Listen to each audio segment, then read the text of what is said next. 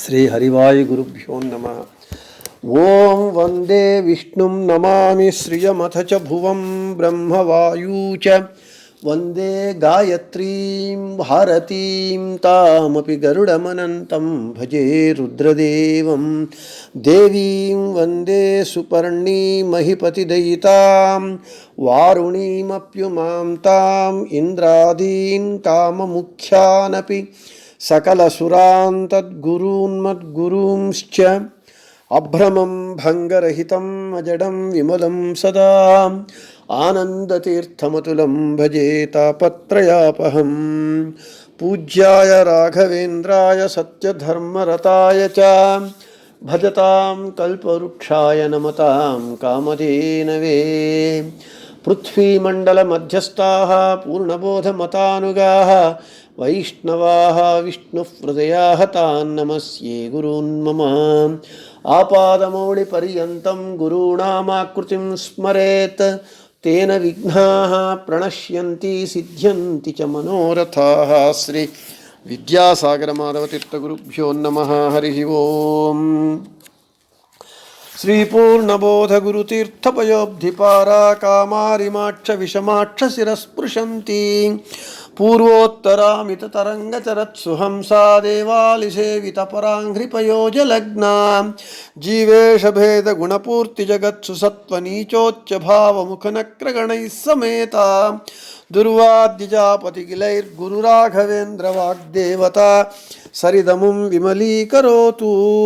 यत्पादोदकसञ्चयः सुरनदी मुख्यापगा साधिता सङ्ख्यानुत्तम पुण्यसङ्घविलसत्प्रख्यातपुण्यावहः दुस्तापत्रयनाशनो भुवि महावन्ध्यासु पुत्रप्रदो व्यङ्गस्वङ्गसंवृद्धिदो ग्रहमहापापापहस्तं श्रये।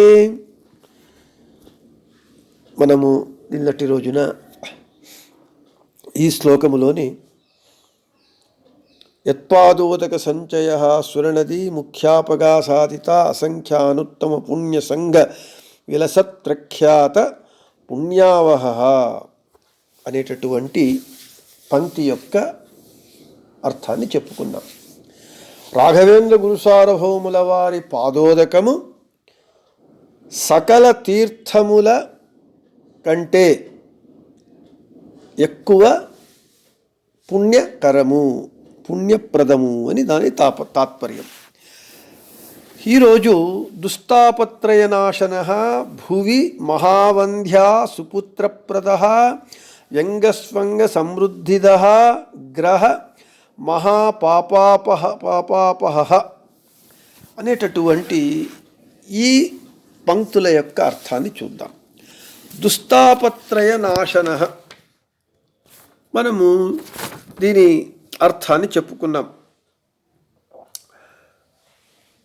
దుష్టమైనటువంటి 3 పీడలు తాపములను నాశనము చేసేటటువంటిది రాఘవేంద్ర గురుసార్వభౌముల వారి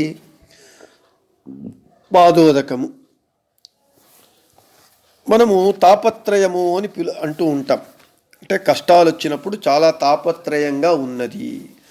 తాపము, తాప ప్లస్ త్రయము, తాపత్రయము. 3 తాపములు: ఆధ్యాత్మిక తాపము, ఆది భౌతిక తాపము, ఆది దైవిక తాపము అని 3 విధాలుగా ఉంటూ ఉన్నాయి కష్టములు. ఆధ్యాత్మిక తాపము అని అంటే మన దేహములో ఉన్నటువంటి రోగముల చేత ఏర్పడేటటువంటి తాపాన్ని ఆధ్యాత్మిక తాపము అని అంటారు. అంటే మన దేహానికి రోగాలు వస్తూ ఉంటాయి. ఆ రోగముల చేత ఏర్పడేటటువంటి దుఃఖము, కష్టము, ఆ తాపాన్ని ఆధ్యాత్మిక తాపము అని అంటారు. ఇక ఆది భౌతిక తాపము, మన శరీరము బయట కట్టె, కత్తి మొదలైనటువంటి ఆయుధముల చేత కలిగేటటువంటి గాయములు, వాటి చేత కలిగేటటువంటి తాపము, దుఃఖము, బాధ, నొప్పి, ఇవి ఆది భౌతిక తాపము అని అంటారు. ఇక ఆది దైవిక తాపము అని అంటే దేవతల కోపము చేత ఏర్పడేటటువంటి అతివృష్టి, అనావృష్టి, అతి వేడి, అతి చలి, ఇవి ఆది దైవిక తాపములు. ఈ విధంగా 3 విధములైనటువంటి తాపములు. రాఘవేంద్ర గురు సార్వభౌముల వారి పాదోదకాన్ని ప్రోక్షించుకోవటం చేత శిరస్సు మీద, లేదా సేవించటం చేత ఈ తాపత్రయములు నాశమవుతాయి అని చెబుతూ ఉన్నారు. మనకు సకల రోగాలను రోగహరణ భవసాగర కృపాసాగర మన రోగములను హరించేటటువంటి గురు సార్వభౌముల వారు రాఘవేంద్ర తీర్థులు. ఈ 3 విధములైనటువంటి తాపములను నాశనం చేసేటటువంటిది రాఘవేంద్ర గురు సార్వభౌముల వారి పాదోదకము. అంతేకాకుండా ఇంకా మనకు ఇంకొక విధమైనటువంటి తాపత్రయములు ఉన్నాయి. ఏకాదశి ఉపవాసము మొదలైనటువంటి సత్కర్మలు చేసేటప్పుడు, అంటే ఏకాదశి ఉపవాసం చేయాలి, హరిదినము, హరిప్రీత్యర్థం. ఈ ఉపవాసం చేసేటప్పుడు మనకు ఆకలి వేస్తుంది, దప్పిక వేస్తుంది, శ్రమ కలుగుతుంది, తలనొప్పి కలుగుతుంది. ఈ అంటే సత్కర్మలు చేసేటప్పుడు, ఏకాదశి ఉపవాసము మొదలైనటువంటి సత్కర్మలు చేయుట చేత ఏర్పడేటటువంటి దుఃఖములు, బాధ, ఇవన్నీ ఆధ్యాత్మిక తాపములు.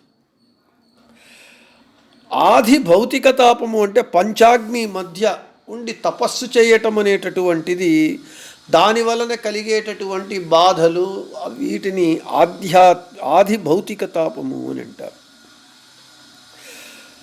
దేవతలు మనలను పరీక్షలకు గురి చేసినప్పుడు వచ్చేటటువంటి దుఃఖము, బాధ.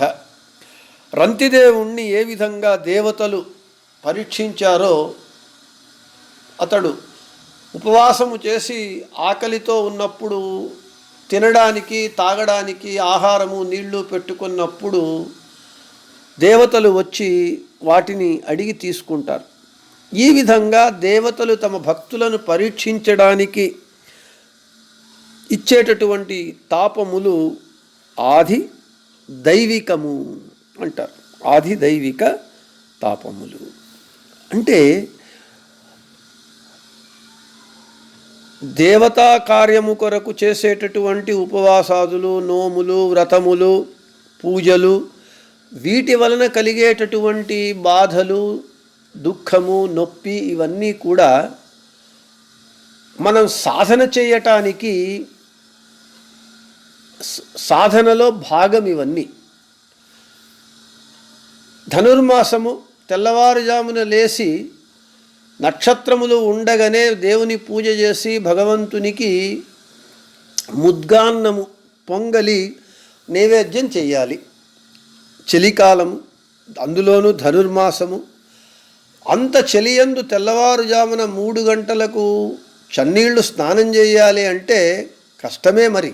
అయితే ధనుర్మాసాచరణము చెయ్యాలి, ఆ మాస నియామకుడైనటువంటి ధనుర్నారాయణుని కృపకు పాత్రుడు కావాలి అంటే ఈ కష్టాన్ని భరించాలి.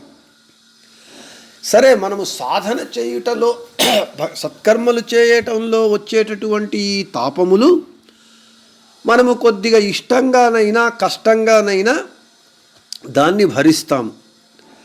రాఘవేంద్ర స్వాముల వారి భక్తితో వారి పాదోదకాన్ని స్వీకరిస్తే, తల మీద ప్రోక్షణ చేసుకుంటే, సత్కర్మలు చేయటంలో వచ్చేటటువంటి ఈ తాపత్రయముల బాధ మనకు తక్కువవుతుంది రాఘవేంద్ర గురు సార్వభౌముల వారి అనుగ్రహం చేత.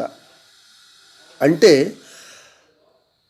ఈ సత్కర్మలు చేసేటప్పుడు కలిగేటటువంటి నొప్పి, బాధ, ఇవన్నీ కూడా భరించేటటువంటి మనస్థితి, శక్తి ఆ గురువుల అనుగ్రహం చేత మనకు కలుగుతుంది. అది నొప్పి అనిపించదు. ధనుర్మాసాచరణ చెయ్యాలి అని కటిబద్ధుడైన వానికి తెల్లవారుజామున 3 గంటలకు లేచి స్నానం చేయటం అనేటటువంటిది వానికి కష్టం అనిపించదు. అలా చెయ్యాలి అనేటటువంటి సంకల్పం లేని వానికి పరుపు నుండి లేయాలంటేనే చలిగా అనిపిస్తుంది. ఇది ఒకటైతే, ఇక మన దేహములో ఉండేటటువంటి రోగాల చేత వచ్చేటటువంటివి, మనకు గాయాలైనప్పుడు కలిగేటటువంటి తాపాన్ని, అతివృష్టి అనావృష్టి వలన కలిగేటటువంటి ఆధ్యాత్మిక, ఆది భౌతిక, ఆది దైవిక ఈ తాపములన్నీ కూడా భక్తితో రాఘవేంద్ర గురుసార్వభౌముల యొక్క పాదోదకాన్ని మనము సేవిస్తే, తల మీద ప్రోక్షణ చేసుకుంటే ఈ తాపములను నాశము చేస్తుంది రాఘవేంద్ర గురువుల పాదోదకం. అందుకే దుస్తాపత్రయ నాశన అంటే ఒక విధంగా మన సంసారములో మనము పడేటటువంటి క్లేశములను, దుఃఖములను, బాధలను పరిహరించేటటువంటి వారు రాఘవేంద్ర గురుసార్వభౌముల వారు తమ పాదోదకము చేత వాటి చేత మాత్రమే. అంటే గురుసార్వభౌముల వారి మహిమ ఎటువంటిది, గురుసార్వభౌముల వారి పాదోదక మహిమను చెబుతూ ఉన్నారు ఈ శ్లోకంలో. దుస్తాపత్రయ నాశన భువి మహావంధ్యా సుపుత్రప్రద. ఈ భూమి యందు రాఘవేంద్ర తీర్థుల పాదోదకము దాని మహిమ ఎంత గొప్పది అని అంటే, మహావంధ్యురాలు అంటే గొడ్రాలు, మహాగొడ్రాలు. ఇక ఈమెకు పిల్లలే కలగరు. ఎవరికైతే పిల్లలు కలగరో వారిని గొడ్రాలు అని అంటారు, మహాగొడ్రాలు. ఇక ఈమెకు పిల్లలే కలగరు అనేటటువంటి మహాగొడ్రాలికి కూడా ఈ భూమిలో రాఘవేంద్ర గురుసార్వభౌముల వారి పాదోదకాన్ని భక్తితో సేవిస్తే ఆమెకు కూడా సుపుత్రప్రద, మంచి పుత్రులను ఇచ్చేటటువంటి వారు రాఘవేంద్ర గురుసార్వభౌముల వారు. ఇది రాఘవేంద్ర గురుసార్వభౌముల వారి పాదోదక యొక్క మహిమ. ఇక దుష్ట మహాగ్రహ వ్యంగస్వంగ సమృద్ధిద. అంగవిహీనులైనటువంటి వారికి అంగములను ఇచ్చేటటువంటి మహిమ కలిగినటువంటిది రాఘవేంద్ర గురుసార్వభౌముల పాదోదకము. రాఘవేంద్ర తీర్థుల వద్దకు వెళ్ళి అంగవిహీనులైనటువంటి వారు, కాళ్ళు చేతులు పడిపోయినటువంటి వారు,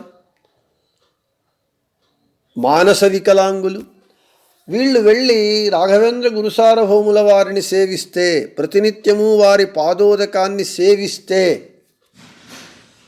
వారి వికలాంగములన్నీ సకల అంగములుగా, మంచి ఆరోగ్యకరమైనటువంటి అంగములుగా ఏర్పడతాయి అని మనకు చెబుతూ ఉన్నారు. వ్యంగస్వంగ సమృద్ధిద అని. ఇక గ్రహ పాపాపహ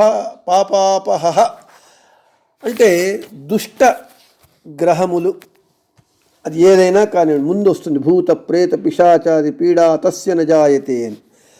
దుష్టగ్రహములు అది ఏదైనా ఉండని, మహాపాపములు, బ్రహ్మహత్య మొదలైనటువంటి మహాపాపములు, వీటి చేత కలిగేటటువంటి బాధలను